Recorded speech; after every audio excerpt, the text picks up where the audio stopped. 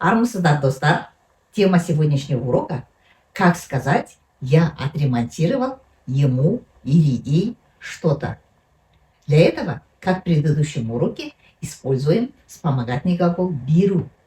Например, машинасын жөндеп бердім. Я отремонтировал его машину.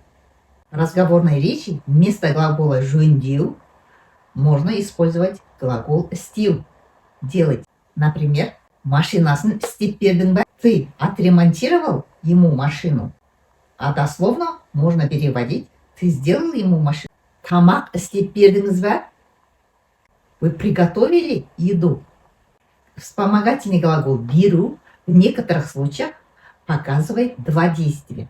Например, Маратқа кілтін тауып бердім. Я нашла ключи Марату. То есть Марат потерял ключи, я нашла и отдала. Қызыма тормозок салып бердім. Я положила тормозок дочери.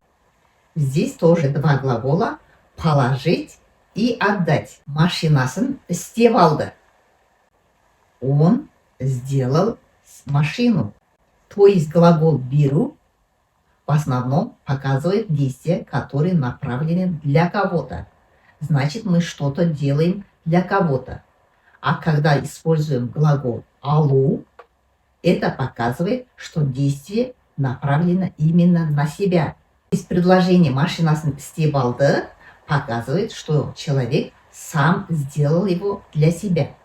На этом мы сегодняшний урок завершаем. А в следующий раз у нас будут еще другие интересные темы. Поэтому не пропускайте уроки, подписывайтесь на канал. Келесі кездескенше.